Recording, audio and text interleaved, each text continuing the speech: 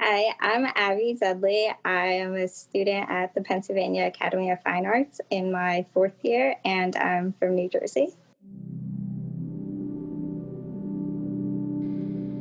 Emerge, the official podcast of the Oxford Arts Alliance. So, welcome to the Emerge podcast. My name is Anthony Derrico. I'll be your host, and in today's program, I speak with artist Abby Dudley. Abby is a student at the Pennsylvania Academy of Fine Arts, and she currently lives and paints at her home in Brownsville, New Jersey.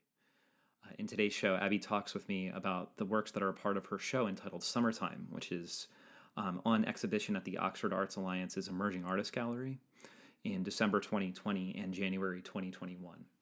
I will say, though, that if you want an enhanced experience of the show, please visit www.oxfordart.org/summertime, where you can see a virtual version of the exhibition on our website.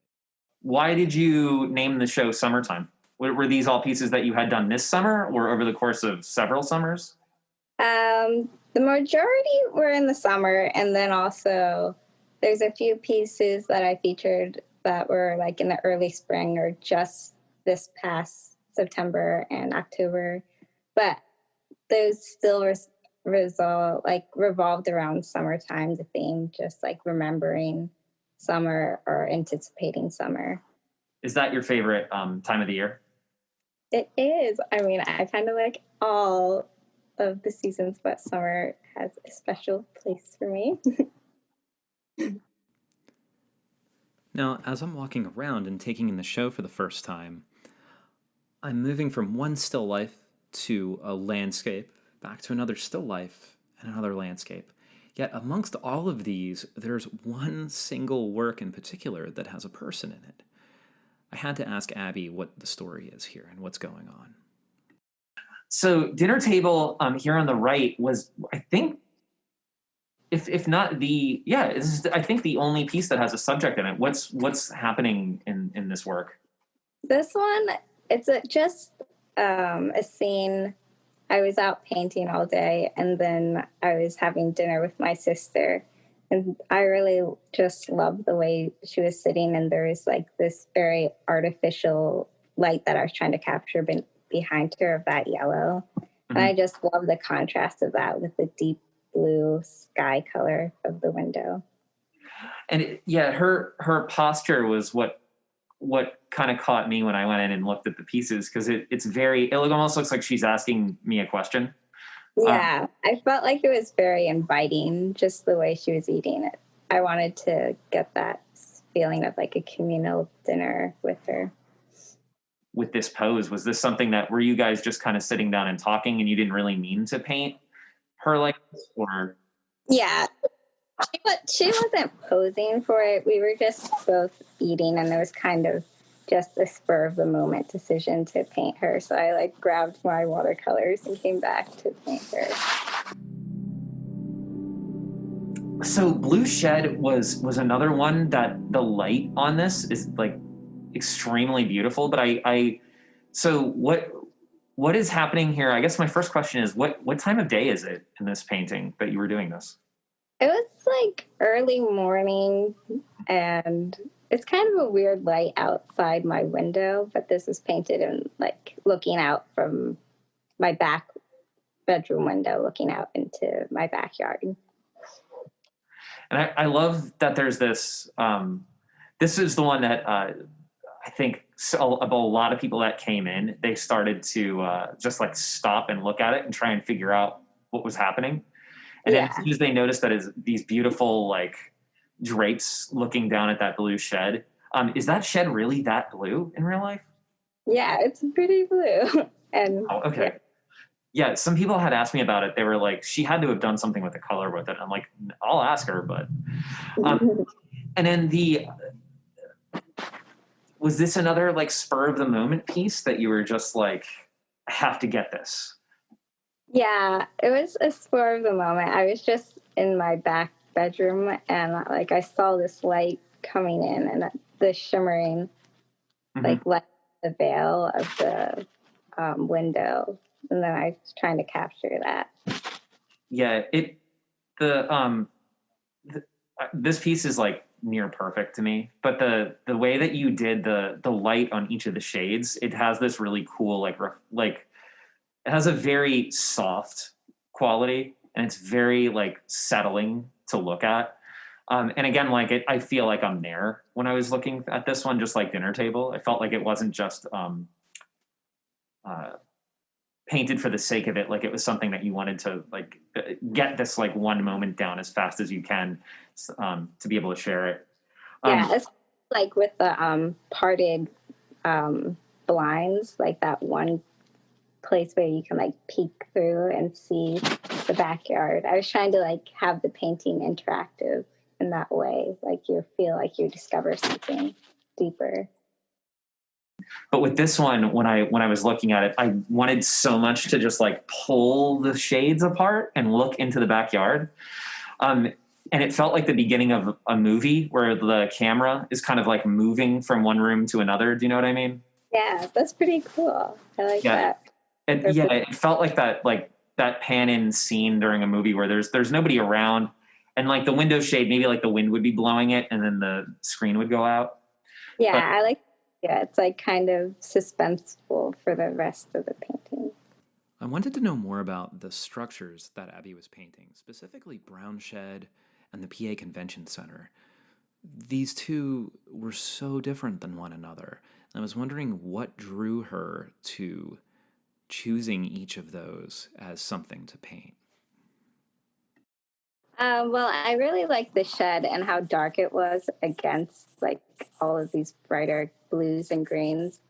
And I kind of wanted to like hide the landscape behind the shed in a way. okay. And were we looking at the front of the shed? I feel like I'm approaching it from the side, like it's standing in Yeah, the way somehow. it's kind of like in the front. And so it's kind of like blocking the rest of the landscape. But I kind of liked that. It's kind of, I don't know. I wanted like it to feel inviting, but also like kind of push the viewer back in a way. As we discussed Brown Shed, I started to get more questions about the PA Convention Center painting. It was just so different. I was wondering if it looked different at different parts of the day and if she had painted that way. What drew you to painting this? Because this window or this siding or whatever this is, the light that's reflecting off of this is really, really beautiful. Yeah, so this piece I painted in my studio. Oh, really? Yeah, at Papa. So my studio is looking right out over the convention center. So I spent a lot of time just looking out over the convention center, and like I painted a lot of paintings from that view and just watching all the colors that would appear in the sky, Mm-hmm. and how those colors would reflect onto the convention center. So with this piece, I was trying to like capture how this building dissolves into the light of the sky. Yeah, it almost looks like when I was looking at this, I didn't realize how big it was till I was in the gallery. It's like 2 feet across, 2.5 feet across, and like 1.5 feet high. So, and it does kind of have that. It kind of has that same feeling. It feels like it's kind of being submerged in the sky. Which was interesting because the blue shed and the brown shed are dominating the landscape. I shouldn't say that, but the brown shed specific. Sorry, go ahead. Yeah, I feel like in those I was trying to create this contrast between like this artificial man-made structure and then show that relationship with the landscape. In this one, I was trying to like to dissolve that boundary. So. Yeah, and I also really like I also really love looking at this one and looking at the difference between all the geometric shapes that are in The Emerge podcast and Emerging Artist Gallery are brought to you in part by Outback Trading Company. Outback Trading Company, premium oilskin and outdoor clothing since 1983. Many Many of the locations in Abby's work interested me because many of them seem to have some kind of story behind them. Here, Abby talks about painting a seemingly random assortment of items in her room, as well as focusing her attention on something that we would normally pass over. Can you tell us a little bit about what's happening in this painting with this? It's a garden shed, I guess, and then there's this farmhouse behind it. But I love the different colors. There's this big dark garden shed, and then this light kind of house, and then all of a sudden this dark tree behind it. Mm-hmm. Yeah, this is actually the same brown shed as the other painting. So I just moved over to the other side of it to paint it again because I like to revisit the same subject a lot. And then, yeah, the other house behind it is like this old historical mansion on the property. So I wanted to kind of reverse the rules because a lot of people would just go to the mansion to visit it. But I wanted to bring more focus onto this like little shed that nobody really pays attention to that much. What are the objects in Golden Tracks? Is that I see a key here, but I feel like this is something that one of those days when I would go hiking or I would be walking through somewhere and I would drop something and I'd be looking in the grass for it, right? Or I just like kind of happened to like see the floor of my house and like what random objects are down on that. So what's happening in this painting and what kind of drew you to painting it? Yeah, well, those are like just these little thumbtacks, but this is just a ledge on the side of my book stand in my room. Okay. And I kind of liked it because it was just like this little collection that signified like parts of my summer, like going to the beach. I collected these seashells. And then that little flower up in the right corner was just the flower from my garden. And so I kind of liked it because it was like this snapshot of different parts of my summer. That's really, it's almost like a time capsule in that way. Yeah, that's amazing.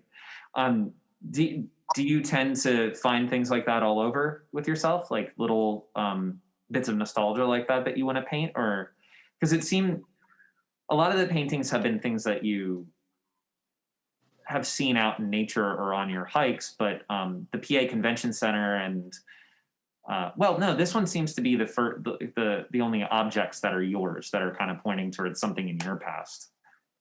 Yeah, I like this painting just because it feels like this accumulation of time that went into just building this still life by happenstance. Mm-hmm. And then it just like one day struck me like, I want to paint this. And I love that the subjects in it aren't like, it's not something that's like, there's such simple objects, like with the thumbtack and the keys and the seashell and the little flower. Like they're not like it's an accidental still life, like you said. I really like that. Thank you so much for listening to the Emerge podcast.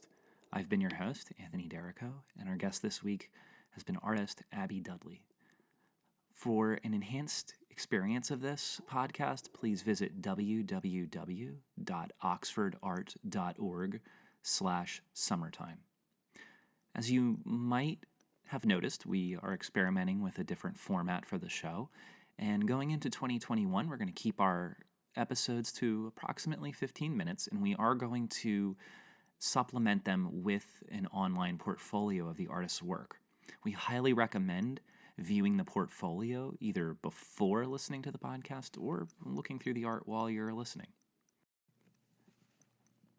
Thank you so much for listening to the Emerge podcast. I've been your host, Anthony Derrico. This is our final podcast of the year, so we will start things back up again in 2021. Until then, for more things happening at the Oxford Arts Alliance, please visit www.oxfordart.org. We will see you in 2021. Emerge, the official podcast of the Oxford Arts Alliance.